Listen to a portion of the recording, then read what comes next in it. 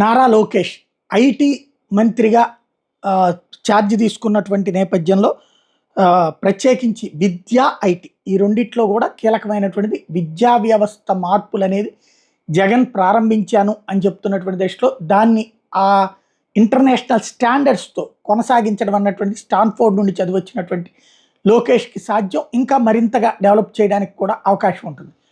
అది లోకేష్కి మాత్రమే సాధ్యం అవ్వగలిగేది. ఎందుకంటే నిధుల పరంగా అట్లాంటిది ఏమి ఇబ్బంది లేకుండా చూసుకోగలరు కాబట్టి.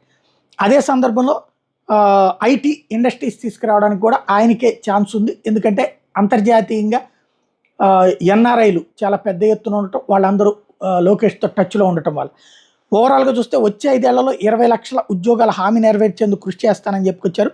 ఉద్యోగాల కల్పనకు ఇతర రాష్ట్రాల్లో తీవ్రంగా పోటీ పడతాయని చెప్పుకొచ్చారు. ఐటీ ఎలక్ట్రానిక్ కంపెనీలను ఆకర్షిస్తామని, వలస వెళ్లిన యువతకు స్థానికంగానే ఉద్యోగ కల్పన కృషి చేస్తామని చెప్పారు.